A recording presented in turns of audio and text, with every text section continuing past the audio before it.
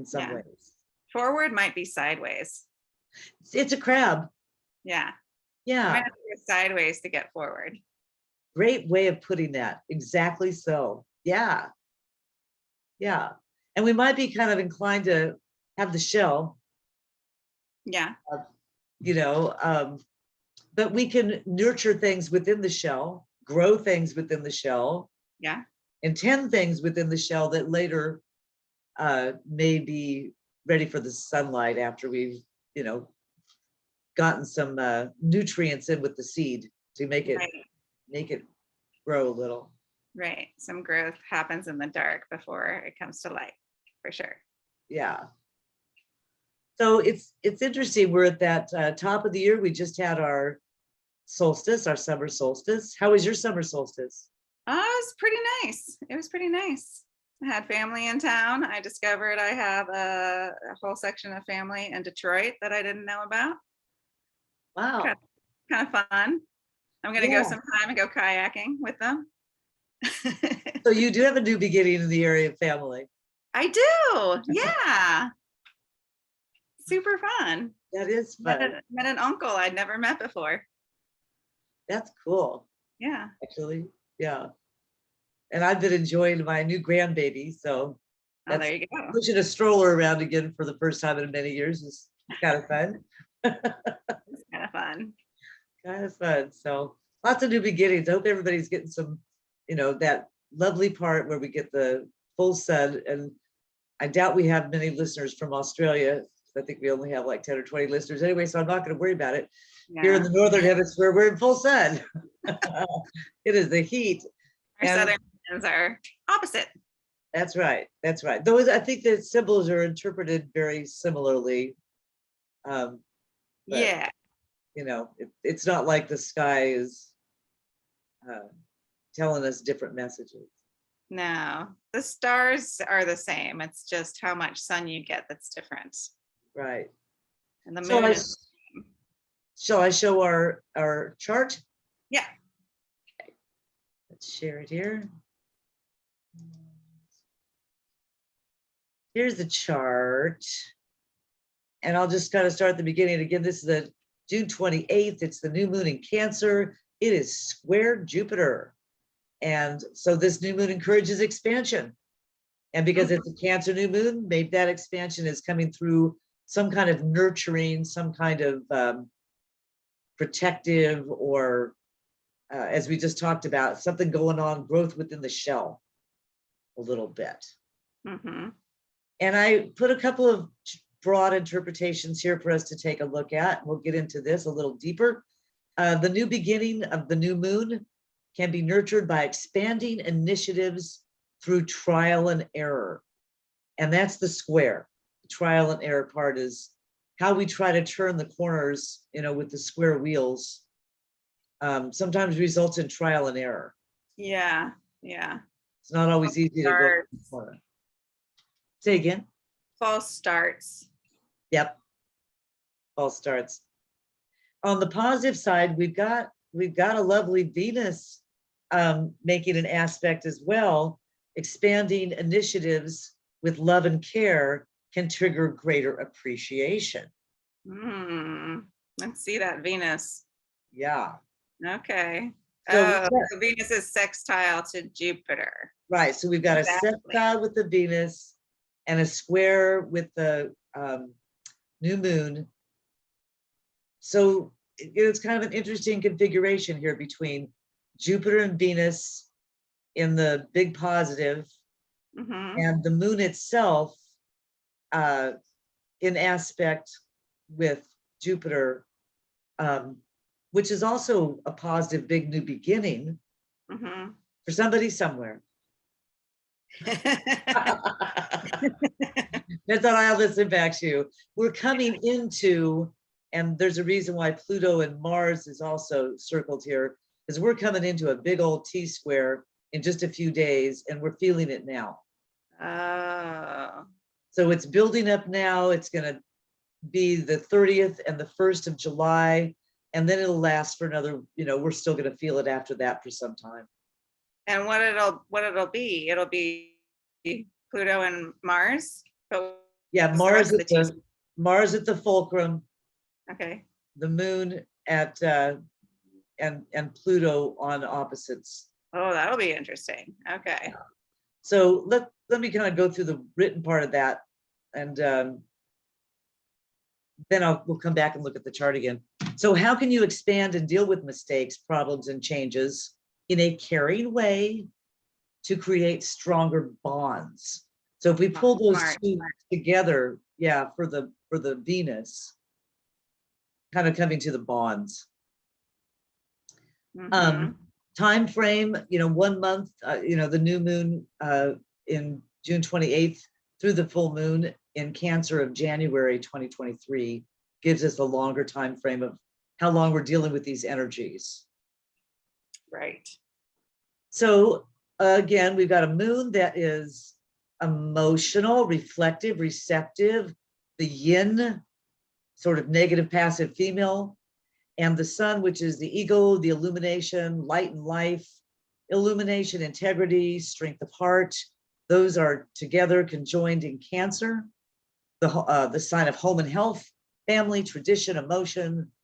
It's a cardinal sign, so it is a sign of initiative, even if, as you say, Kat, the initiative is maybe moving sideways. Sometimes you got obstacles to go around. You got to go sideways. That's right. That's right. So again, because Jupiter's in Aries, it's square that Jupiter in Aries, and Jupiter is good fortune, expansion, growth. It makes things larger. And in Aries, we may have, I put that's in Aries, but that's Libra that's listed there. Balance, justice, relationship. Aries is new beginnings. Aries is new starts and initiatives. And so it's really emphasizing the initiative part of that. Yeah. So do you want to talk a little bit about the Sabian symbol there for the new moon that's square Jupiter? Yeah. Okay. So the moon is at 7 Cancer, 2 nature spirits dancing in the moonlight. Very lovely. They're gonna be a partnership. And then 7 Aries, a man succeeds in expressing himself simultaneously in 2 realms. That's such an interesting symbol because it's like, which 2 realms are we talking about? I lean towards like the physical and the spiritual, but it could be something completely different. It could be more of like a code switching kind of thing, where like you live in 2 human worlds and you have to go back and forth between both. But basically what it's speaking to is someone who is able to express themselves well in multiple realities. And that's something we need a lot of these days. For sure. Since this is the new moon, I would lean towards Jupiter is going to help us express ourselves emotionally in the different places we need to go and be, and in the different relationships that we might need to be in. Maybe we need to say some things. Maybe it doesn't have to be said. Maybe there are other ways to express ourselves through art and music, letter writing. Oh, that's nice. Yeah. Yeah. Touch, just physical touch can be very expressive. That's really nice. I really like that. I'm struck by 2 things here. We got a lot of 7s. And I'm not a numerologist. I'm not going to go down that road, but somebody who is a numerologist, I kind of want to look into that. But it's also, astrologically, there's these are forming the star point, which we often think of as the Venus 5-pointed star, because the word I'm looking for, the way that the pattern that Venus makes as it travels through the sky is a 5-pointed star. Okay. And so I'm struck by that there's so many of the points of the star highlighted here at 7 degrees. Right. Cancer, Aries, Gemini. Yeah. And so if you have anything at 7 degrees, I think that there's a, when all 5 of those points are lit up, there's like a vibration, a hum that's created. That Venusian energy I think of as a harmonic. And I think it may be Rick Levine that talks to this in some detail about the harmonics created by the Venusian pattern of what it makes, the pattern it makes as it goes through the sky. But the other thing that I'm struck by is the Sabian symbol's two nature spirits. A man expresses himself in two realms, and we've got Venus that's just moved into Gemini. And the twins. And Venus is at 7 degrees Gemini. Right. So we have Venus is highlighting, humming at the 7-degree point, and in Gemini, which is the sign of duality. Yeah. The sign of do speak in two different ways, do have two different nature features. I mean, I had to double check those symbols. Are we sure that's not Gemini? And it's not, it's Cancer and Aries, but it's so synchronistic, so symbolically resonant with the Gemini Venus that, and look to the fact that what is Venus impacting? It's impacting the man succeeding in expressing himself simultaneously in two realms. So we've got Venus and now Jupiter. So that expands this to me and gives me something like, this is a meditation. Yeah. Well, and let's look at Venus's symbol of 7 Gemini, a well with bucket and rope under the shade of a majestic tree. So we have the water issue coming again with a well, and we also have the two realms of the well, that is that wealth from the deep, and that sustenance that we get from the deep that can be brought up to the surface, which is an incredibly beautiful symbol for how one might be able to express yourself, to take from one realm and bring it into another realm, something that is refreshing and nourishing and life sustaining. Beautiful. Yeah, that's beautifully put. And then it all ties back in as well to the upcoming T-square, which is forming now, because we've got, as we speak, we've got the square between Mars and the new moon forming. But we also, have it coming into the square with Pluto at 27 degrees. So this square, Pluto is, I think of as maybe what's down on the bottom of that well. Yeah, definitely. Pluto allows us to bring things up from the deep. Sometimes things we don't want to see or deal with. Or some things that haven't been allowed to be seen or dealt with. Exactly. Because we also have the black moon at 8 degrees Cancer. And the black moon Lilith is all those parts of us that aren't allowed to be seen. And sometimes that's the restrictions we put on ourselves, but more to the point, especially the point of these days, is that it's the restrictions that are placed on us from outside. The need to conform makes us hide things from the rest of the world, hide things that are true about ourselves. And so to have this new moon with the moon and the sun and the black moon Lilith all conjunct together suggests an opportunity to stop hiding those things and to be authentic. So the black moon Lilith is at this degree of 8 Cancer, of a young naked girl bends over, looking into the water, trying to catch a fish. And we can see that as a kind of innocence and searching. And we can also see it as a kind of authenticity, that you're not shrouding yourself. You're not covering over who you are. You're not trying to fit in and make other people comfortable.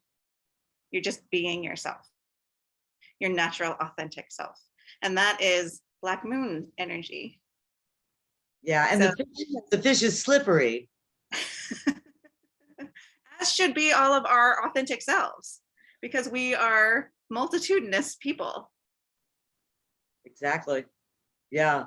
If we were to stay the same all of the time, there would be no growth, there would be no intrigue, and what a boring fucking life. Now, these archetypes, I think, are really helpful for us to, again, it creates a meditation, and the archetypes created by the Sabian symbols give us some meat, something to kind of mull over, another way of looking at, a deeper way of interpreting the symbol of the sun, the moon in Cancer, and square Jupiter. So these points are based on an interpretation, however, from two men over a century ago, or almost a century ago. And so when I see the language, a man succeeds in expressing himself, I think a person succeeds in expressing themselves. Absolutely. However, I will admit that when I hear the woman, read the one again on the 8. A young naked girl bends over the water trying to catch a fish. When I hear that, I think more of the symbol, the female symbol, and with those connotations that you brought up, the innocence or the what was the other term you used? Authenticity. Authenticity. Yeah, that's lovely. But when I see the Sabian symbol of 7, a man succeeds, I don't necessarily think of that being a man. I just think of that as being a person. Mm-hmm. So just an aside there, and in interpreting, these kinds of things symbolically. Well, and 2 nature spirits dancing under the moonlight could be 2 people, because people are, in spite of what most of Western European culture wants to tell us, people are in fact a part of nature. Right. And so it could be like rabbits from other symbols, or it could be fairies, but it doesn't tell you. It just says nature spirits. So yeah, that could be 2 people dancing in the moonlight, expressing themselves in 2 realms. Right. So it's very interesting symbology here, and it's I don't want to gloss over the intensity that's coming, because if you listen to astrology from other astrologers, there's going to be a big focus right here on this T-square and Mars, and Pluto. That's been described by several astrologers as walking into a dark alley on the side of town that maybe things are going to go bump in the night. Well, okay, but then look at the symbols for them. And I know not all astrologers look at the Sabian symbols, but the Sabians for that square is pretty fucking great. Yeah. Through imagination, a lost opportunity is regained. I find that interesting, where we're at now. The end and the beginning and the end. Mm-hmm. I did not realize this personally. I'll bring this up here, even though it's political, but I'm going to bring it up. In Europe, the right to have an abortion is completely differently defined as a law than in the United States. Okay, how do they do it? It's congressional. What does that mean? That means the Congress just says you women have the right. Okay. So they determined a long time ago, and I don't know about each of the different European countries, so I'm not going to speak like I'm an expert here. But what I understand is, because our law was created by court case law, a Supreme Court case, as we saw, the Supreme Court giveth and the Supreme Court taketh away. Right. If it was a congressional law, then it's controlled by we the people. We saw that we the people are not in control of the Supreme Court, because what they just created, both of the last 2 decisions that they made, do not go in any way with the majority of people in the United States. Right. So the Supreme Court is voting politically, literally, and Congress, however, is elected by us, supposedly, and does the will of the people. And that's why people in Europe are not running around going, oh my God, we're going to lose our rights too. They know that they have their rights. Yeah. Also, just as an aside, here we're focused on abortion, they changed in European countries that argument away from abortion a long time ago because of the increased technology that allows a pill early in pregnancy to end that pregnancy rather than a surgical procedure to end that pregnancy. So, and the other part of the argument that I think is made in Catholic countries like Ireland, that now has much more progressive rights than we do, which is ironic. But the argument that they make in Ireland is how many babies are naturally aborted and never make it to term? How many times does a seed from a man fall and not create a baby? Yeah. So if every seed is supposed to, if every egg is supposed to create a baby, well, that's ridiculous. It doesn't work that way, folks. And every seed isn't supposed to create a baby either. So, but these symbols do point to some hope in our redefining, expressing ourselves simultaneously in two realms. We've been thinking that we had this right intrinsically, but this was a right given to us by powerful men, and powerful men took it away. So how do we redefine this and get the right in a different way? And obviously that's by voting. So that's my whole political thing. I'll stop there. I don't know if we want to get into my whole political thing. I don't think that the laws are going to cut it, because we now have a Supreme Court packed with activist judges who will interpret the Constitution to their will. And so as soon as we make a law that they don't like, they'll find a way to say that it violates the Constitution and it's illegal. It's unconstitutional. Yeah, but it takes a long time to work the way up the chain, because first they have to have appellate court decisions, lower court decisions, then appellate court decisions before it ever works its way up to the Supreme Court. But it doesn't take perhaps that long. by then they'll have expanded the Supreme Court and perhaps put term limits on it so that we can get a Supreme Court that more reflects the will of the people. We amend the Constitution. Yeah, we'll see if that happens. It would be a safer way to go about it, but I don't know. The whole thing's mind-boggling. The whole thing's pretty mind-boggling. It should be pretty simple. It should be pretty basic religious freedom issue. And it's phenomenal to me that forced birthers think they can push their religion onto everybody else. It's astounding. Yeah. Also, not surprising, because honest to God, it hasn't been that long since they were openly allowed to force their religion onto other people. Like we're not even past a generation. Like women couldn't own bank accounts until the 1970s.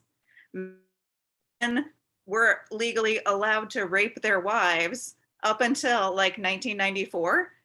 So we're really not that far away from any of this. Yeah, and I have to remember, I'm on an edge generation. Yeah. Like my dad was a World War II veteran. My dad fought in World War II. Yeah. My grandmother was born in 1886. Wow. She did not have the right to vote. Right. She did not have the right to vote. Right. I know. See, we have people on the court now who could very easily go to, well, women didn't have the right to vote in right there. The original Constitution. And so, ta-da, all the amendments are gone. I don't know. These people seem like fanatics to me. Yes, and you're exactly right. And the legal interpretations of what they've just done bring us back to privacy law. Most of us in the United States have come to depend on privacy law. And this is a privacy law. This is an interpretation of privacy law. And if they start repealing privacy laws, yeah, be careful about what you do in your bedroom. They're coming back for. So yeah, religious freedom, no, this is the American Taliban. I don't like that phrase. I think that we have our own fascists here that we've had for forever, and I don't think we need to refer to brown men from other parts of the world. in order to talk about the evil fascists that we have right here who are totally white dudes. True, but I think fascism and like, let's not bring up the brown Muslim dudes, okay? The white Christian dudes are bad enough. true. I don't know that there is a conflation between fascism and misogyny, but perhaps there is. I don't know. Yeah, I I would mean, say so. You know, I mentioned the Taliban because that's a religion that those are a group of people who practice their religion, and their religion says it's okay for them to put women in a subservient position, including covering their entire bodies and not allowing them to drive. Christian men aren't that much better. That's where we're headed. And I think, you know, by calling it the American Taliban, it maybe wakes people up to the reality that we're headed in a direction of what we say, Americans say we hate. So we're becoming what we hate. I see where you're coming from, but given our like 20-year siege upon another country, I think we've got enough of our own history of bullshit that to me, it's better to point out that like, this country has always been a fascist country, and that we only had this brief little window of some rights for everybody, and now they're being taken away. Oh, today also the 53rd. How many years has it been since 1969? Uh-oh. On this day in 1969 were the Stonewall riots. You know, and if you don't know what the Stonewall riots were, for our 12 listeners, it was the police siege of gay bars in New York City and Greenwich Village, and trans Black women led the charge to fight back against the police. And it's because those people had the courage to express themselves and be their authentic selves that we have any rights for queer people in this country. Right. You know, it has not been that long since queer people were imprisoned or chemically castrated just for loving who they love. Exactly. And it has been even less time since I remember lynchings of queer people. Right. So like, we think of ourselves in this country as the land of the free, but it's never really been that way. It's only been that way for white Christian men. Yeah, and that's the part that's hard. Decades where other people besides straight white Christian men got some rights, and now we're going to lose them. Yep. So we have, you know, I'm a child of civil rights because I was born in 1960. So, you know, I was born into that era. I remember, you know, we didn't have a TV when I was really little. I remember when we got a TV.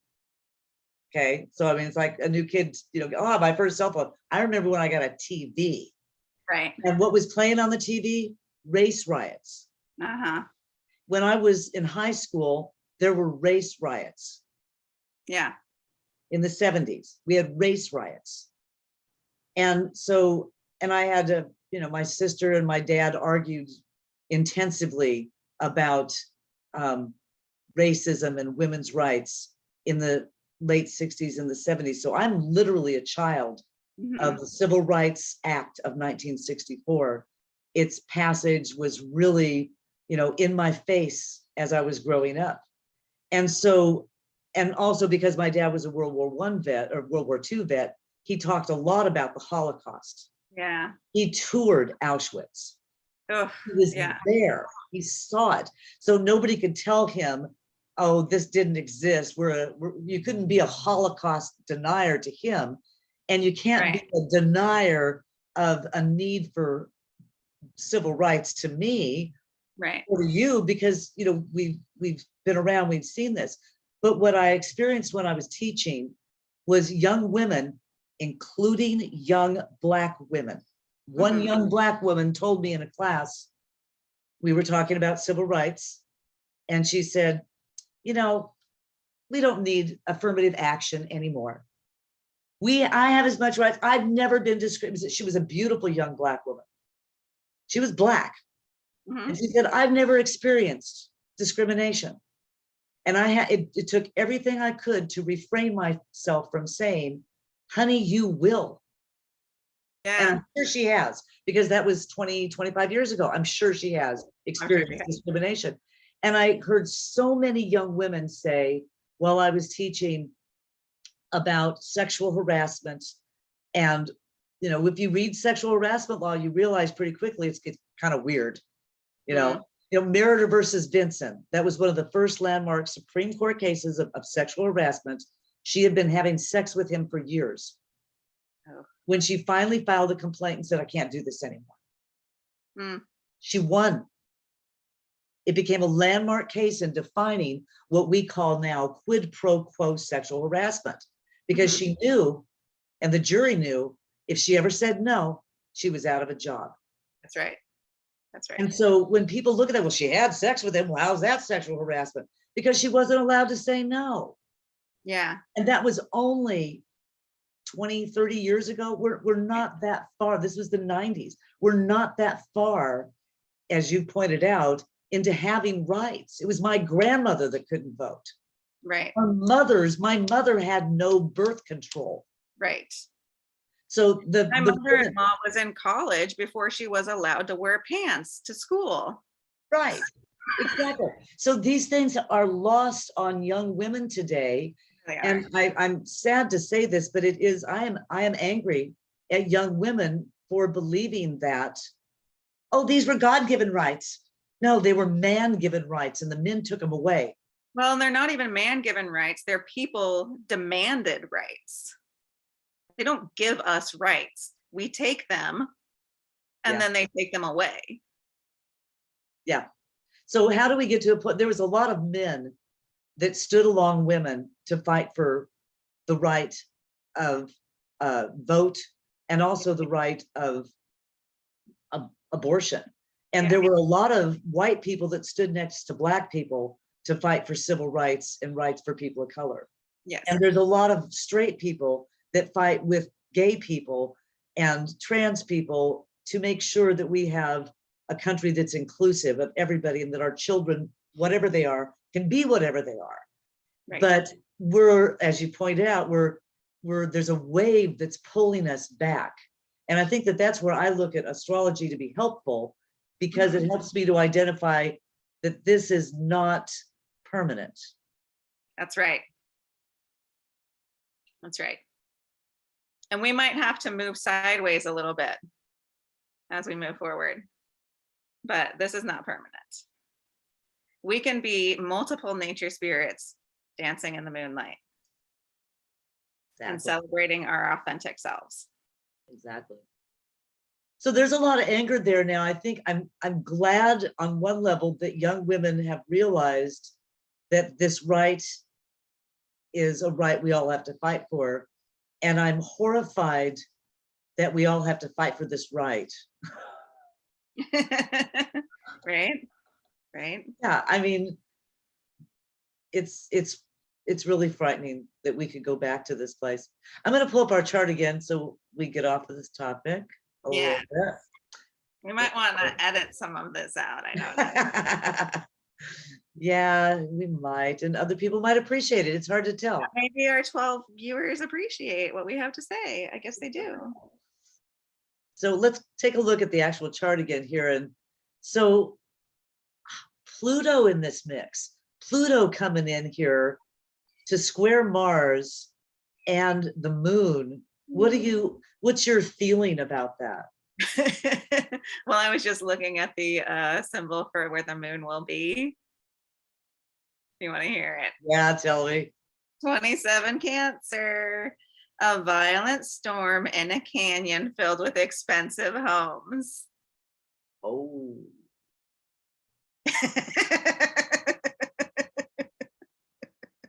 Wah, wah. Wah, wah, wah. Pilgrims. And then we have Pluto, pilgrims climbing the steep steps leading to a mountain. And Mars, action and ambition. Through imagination, a lost opportunity is regained. Yeah, I think that the Mars is the fulcrum. That Mars in Aries, though it's a fire starter, Yeah. It is the fire starter. Okay, It so also may provide the, the energy necessary for the new beginning in Aries. yeah, yeah, yeah. With the healing of Chiron and the benefic Jupiter also making things bigger, though. Uh-huh. You know, there's some powerful energy in Aries right now, and that is the fulcrum of that T-square. Yeah. That's the crux of it. What are we going to do with our energy? I'll give an example here. Because of the polarization, and I'm not a Fox News watcher, but I did catch, a bit of the news accidentally that said that what the news was reporting was the protesters were in Arizona had trapped, they had trapped the people in the building. And it's just like what they did with the Black Lives Matter protests. Yeah. Oh my God, Antifa is coming for us. And there's no such thing as Antifa. It's the fear of Blacks and the fear of women fighting back is creating a dialogue that is utter horse manure. But there's an opportunity for healing, and there's a big benefic here, but there's a fire starter right there. And I don't know whose houses are going to burn. There's thunderstorms coming with their lightning bolts and their flooding. Yeah. There's, again, here's the part that I might have to bleep out later. There's two different ways everything can always go. There's the higher part of the sign and the lower part of the sign. There's, we can live our higher selves or we can act on our impulses. Yeah. And the planets show that symbology. And with Pluto, we could find the inner strength. We could find, from our mother's gardens, if you will. Thank you, Alice Walker. We could find the strength from the oppression of our ancestors to pull through this and not allow women, children, people of color, gay people, anybody who's vulnerable to be pulled back to a place of abuse and more vulnerability. Yeah. Pluto could help us with that transformation. Right. Pluto could also say, we're going back to burning witches. I don't think so, because Pluto is climbing the steps leading to a mountain. I like that. Pluto's on the spiritual path. Pluto is the pilgrim right now on the spiritual path to the heights of the mountaintop. I much prefer that interpretation. I think there's too many people that are weighted on the side of reason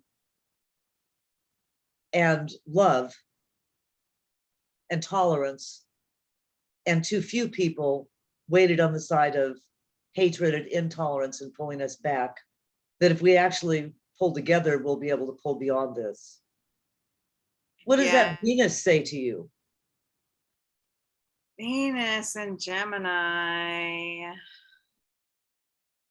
because it's that well with the bucket. When you were talking about like the ancestors and what we can pull from the ancestors, I was thinking of that Venus symbol of pulling the bucket up from the majestic tree, the bucket from the well under the majestic tree. So that majestic tree is the lineage with the roots and the branches and the leaves.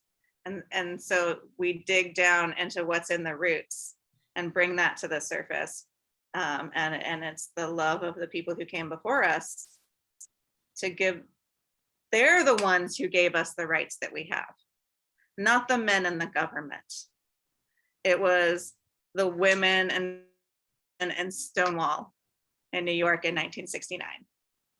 Sure. And again, I'm thinking back again of suffrage. I just told somebody there's a movie called Mr. Banks.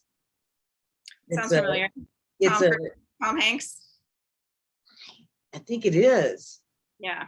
Okay. And it's a kind of like the inside story of Mary Poppins. Oh yeah, okay.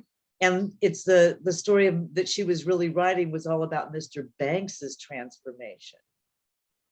And what most people don't realize when they watch Mary Poppins was, what was that movie about?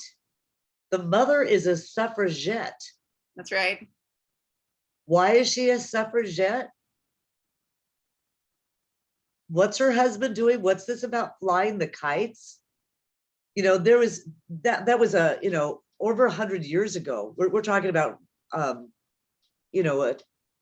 time frame almost 150 years ago that women have been fighting for basic human rights. And the symbologies are interestingly parallel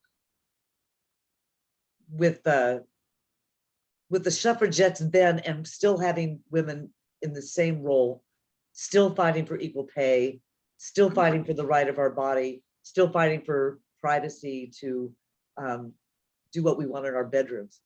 Mm-hmm. So very interesting. But Venus and Mercury together in Gemini kind of speak to a duality. Yeah. Yeah, and it speaks to a part of our problem, I think, is this real lack of communication. Because like when you were talking about, we've got, I don't remember how you framed it, but it was like tolerance and acceptance, and then the other side is control. And I guarantee you the other side thinks that they're operating out of a place of love. Who we view as being intolerant and controlling and bigoted, they view themselves as being loving. That's and so we've got this real disconnect in worldview and a real problem with how we communicate with each other, because we're talking past each other all the time. Always talking past each other, always twisting people's words. And that may be a function of social media. That may just be how it works, because of the way it's set up. I don't know, because of the algorithms, because of the character limitations. I don't know, but like, that's what I've noticed. Like, I grew up in a very conservative household, very pro-life. I was taken to protests when I was young, pro-life protests. And like, I know that those people feel like they are operating out of a place of love. They feel like they are themselves fighting for human rights. Yeah.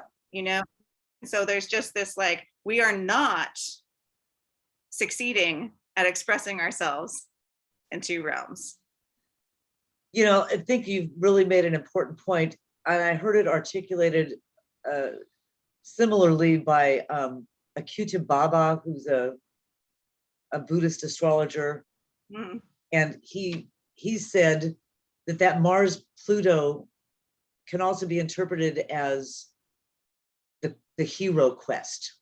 Yeah. The hero quest. So when we think about the hero quest, there's a lone individual, male or female, out there fighting against all odds, and finally succeeding, maybe coming in at the end of the finish line battered and bruised, but it's something that they do alone. It's a real I think of Don Quixote, Yeah.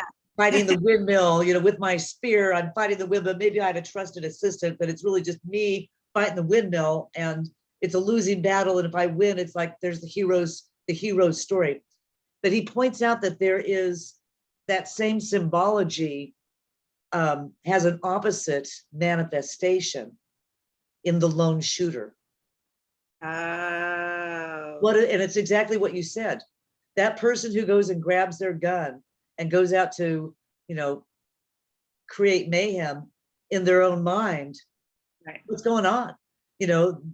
We call them insane, and certainly there is insanity there.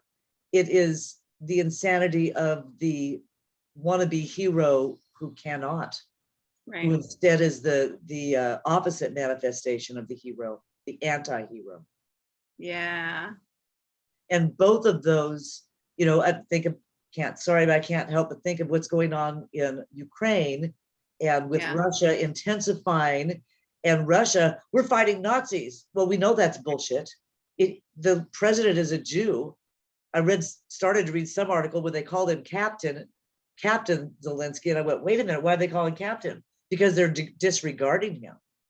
You know, how much of involved in this is anti-Semitism, and then it's being cloaked in the disinformation that says they're fighting Nazis. That's where the insanity is coming in from,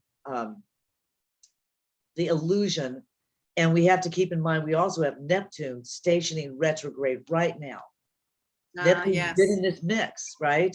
Neptune is clouding everything. It's this big fog clouding everything. So we don't know up from down. And obviously we don't know right from wrong.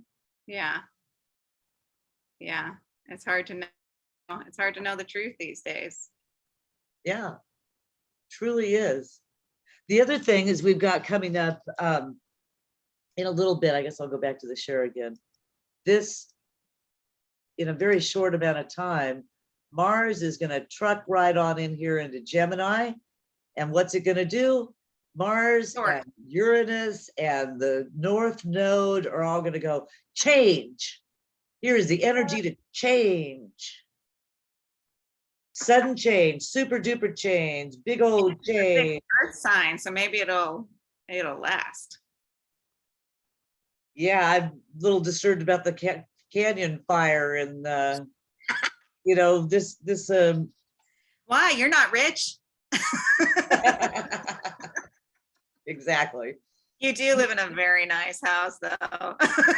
Yeah, when they start chopping off heads, you know, they take everybody. We got the guillotine. We got the guillotine. You better run. That's why I've always been for evolution rather than revolution, because if we can evolve, then we can avoid the pain of, you know, what is necessary. The Irish Revolution, the Russian Revolution, the French Revolution, none of that was pretty. Our Civil War was ugly. Yeah. And it would be good if we don't have to have a revolution to resolve this. But there is, you know, we've got the impending square, which is brewing now. And Yeah. as soon as the square breaks, we've got Mars coming into Taurus. And so we've got this earth sign that already has had Uranus in there for several years. Yeah. In the food supply, change in the way that we, you know, love each other, changing everything having to do with earth, comfort, home, or not home, but give me some Taurian words. Pleasures, stability, security, stability, all those things that what we depend on. Yeah. Comforts we depend upon. Right. Have all been changing. And with the North Node there, that's the direction we're moving in, is this change. And with Mars coming in, I'm afraid that there's going to be a sudden impetus to change. Yeah. So oftentimes things change really fast. Evolution can indeed happen pretty fast in terms of human culture. That's right. It can switch like that. Although I don't know how often that happens without it being disturbingly violent revolution. Yeah, like I say, I'd rather we have an evolution and we can have an awakening. That would be my hope. Of course, my name is Pollyanna, and this is That's All Possible Worlds. And my name is Black Moon Lilith, and I'm more like, there's going to be a storm in a canyon. Yeah, it kind of looks like there may be a storm in a canyon. So anyway, this is overall, you know, what could somebody use this moon for? This is a good new intention. This is a good opportunity for putting intentions where you have Jupiter, you know, where's your Aries house? Yeah. That's a good place for putting intentions, I believe, here. It's also because of the sextile with Venus, you know, you could do something in a dual way. Try it once, try it again. Yeah, yeah. And maybe you can expand it one way or the other to get some positive results wherever you have Aries and or Gemini. Uh-huh. But it's the Cancer moon. But it's Cancer moon. That's right. It's a Cancer moon. And so this is where, you know, it's in the area of home, family, trust, mothering, nurturing. Mm-hmm. You know, that's our realm where we're going to be wanting to actually see a change in the future. Yeah. I think I would use this new moon intention setting because of the way that that square to Jupiter and the new moon aligns with the black moon. I would advise people to meditate on their authentic selves. I want to keep with that theme of authenticity and that naked girl trying to catch a fish. Because I think that if we're going to have an evolution, I think where we need to go is into the radical acceptance of diversity, the radical acceptance of eccentricity, like the pure joy that comes from being yourself and knowing that you belong no matter what. Beautifully You put. belong in a human community, you belong with your friends and neighbors, and you don't have to conform to something that is not true to you. Beautifully put. I agree with that 100%. Yeah. Focusing on that authenticity, focusing on the black moon in its conjunction with the new moon, and that message that it brings of digging deep and revealing the truth about yourself. Yeah. Letting that enlightenment be the light we shine inward. Yeah. And then let out into the world for the world to see. Because the more we become who we truly are and let other people know, and I say this, and I don't know, I'm not saying I'm the best at it. I'm not saying there aren't things that I hide about myself. I'm just saying, like, the more we be who we are, the more we give other people the inspiration and imagination to be who they really are. And the more all of us are who we are and don't feel like we have to pretend to be something else, the better the world is. Absolutely. And also by shining the light inside to the darkest recesses within ourselves, even if it's just for ourselves, we don't have to tell anybody. True, it's true. That helps to eliminate Pluto's eruption of the deep subconscious crap we don't even know is there. It's true. And then we're not throwing it onto other people. Right. The more we look at it ourselves, the less likely we are to project it. Right. Right. That projection is the trauma that I think is a lot of what's happening right now, with the religious right,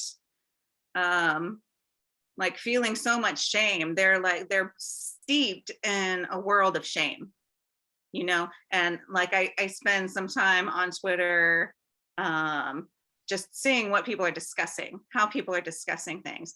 And there's so much shame in this abortion debate. Well, like a child is a punishment. Like they'll say on the one hand, out of one side of their mouth, a child is a gift from God. And then on the other hand, well, you shouldn't have had sex if you can't be responsible and take care of a child. Like if the child is a punishment for something I think you shouldn't have done because I'm so ashamed of my own sexuality because I grew up in a world that shamed me for my sexuality. And now I'm going to throw that shame onto you because I can't bear the burden of it anymore. 2,000 years worth of the worst part of indoctrination in religion. There are good things that come from religion. Sure.